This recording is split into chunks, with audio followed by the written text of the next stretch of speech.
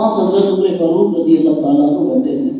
انہوں نے اعتراض کیا یا رسول اللہ ساری عمر اس نے ہمیں تکلیف دی, ساری عمر اسلام کے خلاف سازشیں کرتا رہا, لوگوں کو اسلام کے خلاف اکساتا رہا, اسلام کے خلاف لوگوں کو ورگلاتا رہا, اور آج یہ کرم. حضور نبی کریم صلی اللہ علیہ وسلم ارشاد فرماتے ہیں عمر آپ نہیں جانتے, آپ نہیں جانتے یہ جو میری قمیض ہے یہ جب اس کے پاس جائے گی تو اس کی برکت سے اللہ تبارک و تعالی 1000 منافقوں کو سچی توبہ کرنے کی توفیق عطا فرمائے. سبحان اللہ. اب اس کے کیونکہ ارد گرد سارے منافقین جو زندگی میں اس کے چیلے تھے, شاگرد تھے, اس سے ہدایات لیتے تھے, نزا کے عالم میں سارے اس کے آس پاس بیٹھے ہیں. پہلے قمیض آئی اس نے نہیں دی, پھر وہ قمیض جو آپ کے بدن مبارک کے ساتھ لگی تھی جب وہ آئی تو اب وہ سارے آپس میں چیب گوئیاں کرنے شروع ہو گئے کہ یہ بدبخت ساری عمر ہمیں حضور کے خلاف اکساتا رہا, ساری عمر ہمیں حضور نبی کریم صلی اللہ تعالیٰ علیہ وسلم کے خلاف چلنے کے لیے اور ان کو تکلیف اور نقصان پہنچانے کے لیے یہ ہماری رہنمائی کرتا رہا, ہمیں استعمال کرتا رہا, اور آج آخری وقت ہے تو اس کو بھی پتا ہے کہ ان کے بغیر قبر میں کوئی کام نہیں آنے والا. اس کو بھی اس بات کا یقین ہے کہ ان کے بغیر قبر میں کسی نے کام نہیں آنا. تو اب اس موقع پہ وہ جو 1000 لوگ اس کے آس پاس بیٹھے ہوئے تھے, بعض روایات میں کہ 1500 جناب سیدنا عبداللہ ابن عباس رضی اللہ تعالیٰ عنہ سے جو روایت مروی ہے اس میں 1000 بندہ اسی موقع پہ سچی توبہ کر کے مسلمان ہو گیا. سبحان اللہ. اب اس نے اگلی خواہش کا اظہار کیا, اپنے بیٹے سے کہا کہ جب میں فوت ہو جاؤں حضور سے کہنا میرا جنازہ پڑھائیں.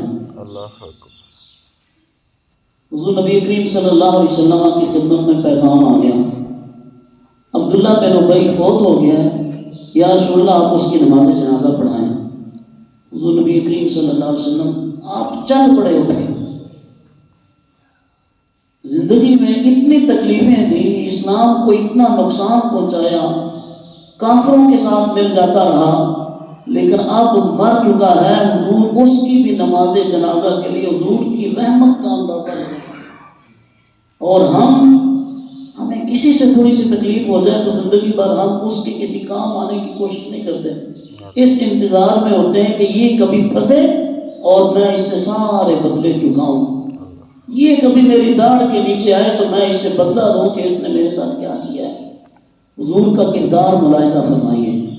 کریم آقا صلی اللہ علیہ وسلم کی رحمتیں, سرکار جب اٹھے اس کی نماز جنازہ پڑھانے کے لیے سیدنا عمر فاروق نے راستہ روک لیا, کھڑے ہو گئے, یا رسول اللہ ہم زندگی بھر آپ کے ساتھ آپ کی غلامی میں رہے, کہ آج ایک منافق کی نماز جنازہ آپ پڑھائیں گے تو یہ جو آپ کے غلام نے کیا سوچیں گے.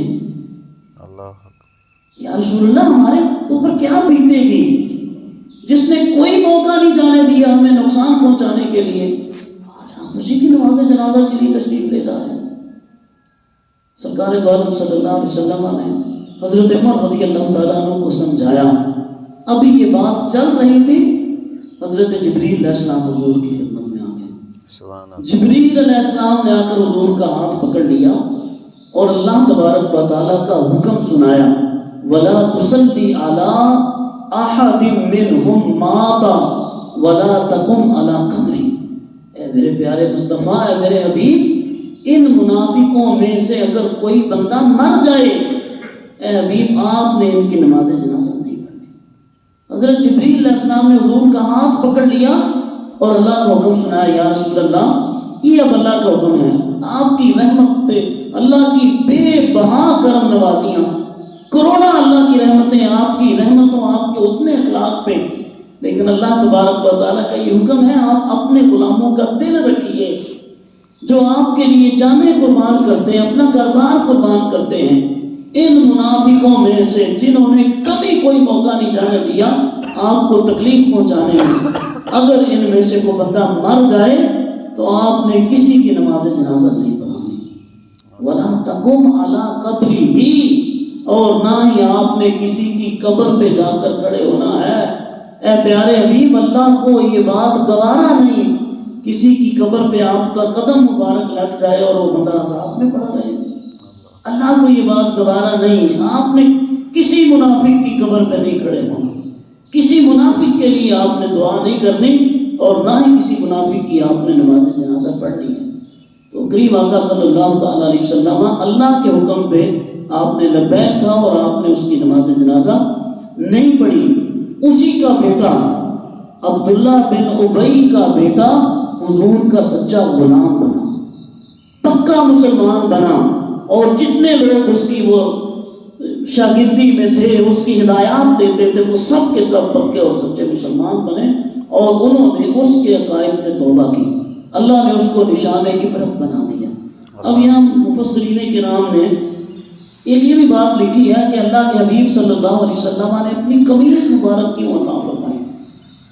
وہ ایک حکمت تو آپ نے خود ارشاد فرمائی کہ اس کی برکت سے اللہ ہزار لوگوں کو سچی توبہ اور اسلام کی سچی ان کو عطا فرمائے گا. ایک حکمت یہ تھی کہ جب حضور کے چچا جناب سیدنا عباس رضی اللہ تعالیٰ عنہ غزوہ بدر کے موقع پہ مدینہ میں قیدی بن کے آئے تھے, کافروں کی طرف سے لڑنے کے لیے آئے. ان 70 قیدیوں میں آپ پکڑے گئے. حضرت عباس حضور کے چچا پکڑے گئے, اور وہ بڑے دراز قامت تھے, طویل القامت تھے. مدینہ منورہ میں عبداللہ بن ابی بڑا طویل القامت تھا.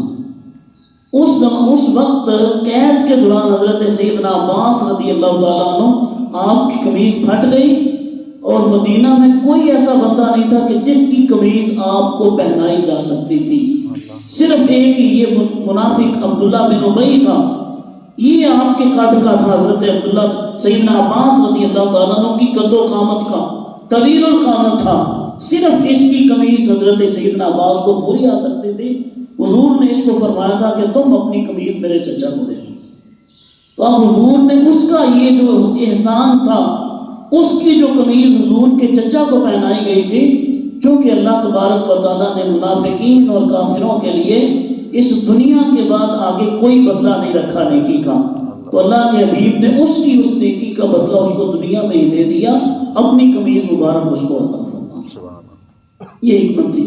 اس کے بعد اللہ تبارک و تعالیٰ نے حضور کو ارشاد فرمایا خذ من اموالہم صدقۃ تطہرہم وتزکیہم بہا وصلی علیہم ان صلاتک سکن لہم.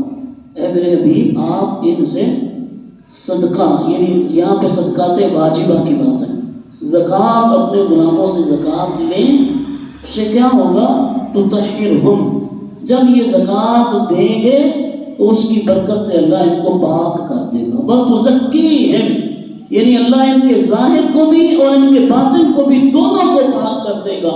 اب یہاں مفسرین فرماتے ہیں کہ جو بندہ اللہ کا حکم سمجھ کے اپنے مال سے زکوٰۃ نکالتا ہے, اللہ اس کی برکت سے اس کے ظاہر کو بھی پاک کرتا ہے, اس کے باطن کو بھی پاک کرتا ہے. اور وصلی علیہم, اور اس کے لیے اللہ کے حبیب کی دعائیں بھی ہوتی ہیں. اللہ کے حبیب صلی اللہ علیہ وسلم کی دعائیں ہر اس بندے کے لیے جو اپنے مال کی زکوٰۃ نکالتا ہے اللہ کا حکم سمجھ کے, تو اللہ تبارک و تعالیٰ اس کے لیے طمانینت اور سکینت اس کو عطا فرماتا ہے, اطمینان قلب اس کو ملتا ہے. تو احباب گرامی, اس کے بعد سورہ یونس یہ مکی سورہ ہے. اس میں اللہ تبارک و تعالیٰ نے کفار کو چند چیلنج دیے ہیں. کفار مکہ کو ان کے عقائد باطلہ کی تردید کی. اللہ نے ان کو پہلا یہ چیلنج دیا, اچھا یہ بتاؤ یہ اس پوری کائنات میں اللہ کی اتنی مخلوقات ہیں, چھوٹی بڑی, کیا کیا کچھ ہے اس کائنات میں, اچھا یہ بتاؤ جن کی تم پوجا کرتے ہو, یہ جن بتوں کے سامنے تم جھکتے ہو, کسی ایک چیز کا نام بتاؤ جو تمہارے ان بتوں نے پیدا کی ہو. چھوٹی سے چھوٹی سے لے کر بڑی سے بڑی چیز تک اللہ نے سب کچھ گنوایا ہے, ان کی عقل پہ دستک دی گئی ہے. اچھا بتاؤ کوئی کسی چھوٹی سی چیز کا نام لے کر بتاؤ کہ یہ تمہارے سینکڑوں خدا ہیں, تم نے اپنا ایک خدا بنایا ہوا ہے, بتاؤ ان میں سے تمہارے خداؤں نے کس چیز کو بنایا ہے, کس چیز کو انہوں نے بنایا ہے, کس کو پیدا کیا ہے. دوسرا اللہ تبارک و تعالیٰ نے ان کو یہ چیلنج کیا ہے, یہ دیکھو اس کائنات میں یہ جو تم کھاتے ہو اناج ہیں، سبزیاں ہیں، پھل ہیں، اچھا ان میں سے بتاؤ یہ جن کے سامنے تم سجدے کرتے ہو، یہ جن کی تم پرستش پوجا کرتے ہو، یہ بتاؤ یہ تمہارے کھانے پینے کی چیزوں میں سے کون سی چیز ان میں سے کسی نے بنائی ہے؟ وہ چھوٹی سی چیز بتا دو۔ تیسرا ارشاد فرمایا یہ تمہاری آنکھیں ہیں، تمہارے کان ہیں، تمہارے ہاتھ ہیں، تمہارے پیر ہیں، یہ بتاؤ ان میں سے کوئی چیز یہ تمہارے خداؤں نے بنائی ہو؟ تو جب انہوں نے کچھ نہیں بنایا، یہ کچھ نہیں بنا سکتے، یہ کچھ نہیں کر سکتے، تو تم اس خالق و مالک کو چھوڑ کر ان کے سامنے کیوں سجدے کرتے ہو؟ کیوں تم ان کے سامنے جھکتے ہو؟ کیا تمہیں اس سے نفع ملتا ہے جب تمہارا خالق، تمہارا پروردگار، تمہارا رازق، تمہارا اللہ تمہیں سب کچھ عطا کرتا ہے؟ اس کے ہوتے ہوئے تم ان کے سامنے کیوں جھکتے ہو؟ دوسرا وہ حضور صلی اللہ علیہ وسلم کے پاس آ کر عرض کرتے تھے اگر اللہ کو اتنی ضرورت ہوتی، معاذ اللہ ہمارے پاس کسی فرشتے کو بھیج دیتا، کسی جن کو بھیج دیتا، وہ آ کر ہمیں اللہ کا پیغام دیتا۔ اللہ کریم ارشاد فرماتا ہے تم میرے حبیب کو اپنے سامنے چلتا پھرتا تم دیکھتے ہو، یہ جو تمہیں میری ہدایت کا پیغام دیتے ہیں تم ان کی تو بات ماننے کے لیے تیار نہیں ہو۔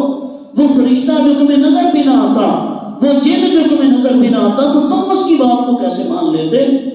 تم نے اس کی بات پہ کیسے یقین کرنا تھا؟ یہ میرا حبیب، میں نے اپنا محبوب تمہیں عطا کر دیا ہے، تم بدبخت میرے حبیب کی بات کو ماننے کے لیے تیار نہیں ہو، میرے حبیب کی ہدایت پہ آنے کے لیے تیار نہیں ہو۔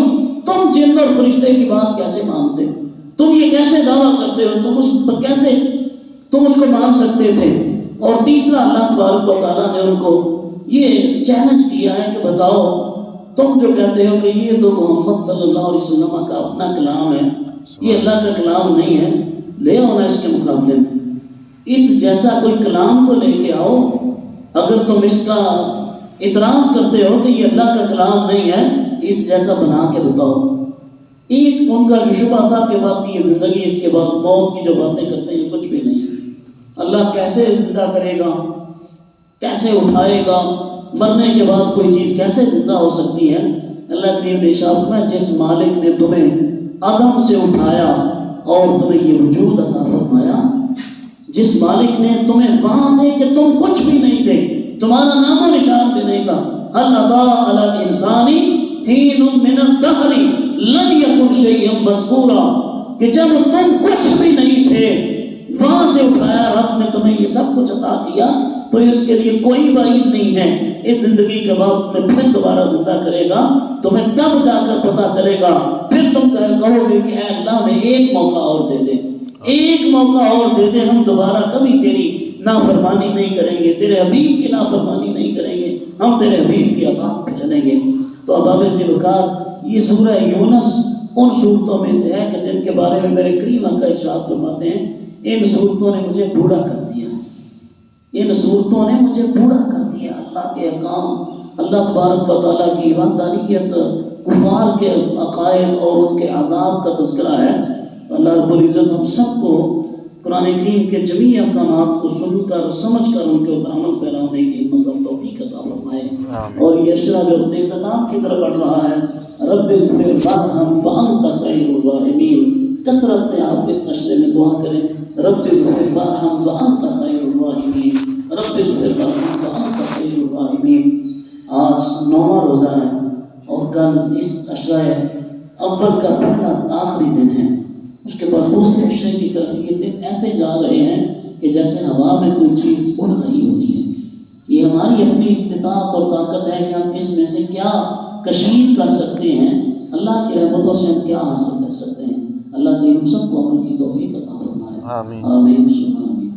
الصلاۃ والسلام علیکم یا رسول اللہ وعلی آلک و صحابک یا رسول اللہ، الصلاۃ والسلام علیکم یا رسول اللہ وعلی آلک و صحابک یا رسول اللہ، الصلاۃ والسلام علیکم یا سیدی یا رحمۃ للعالمین وعلی آلک و اصحابک یا سیدی یا شفیع المذنبین۔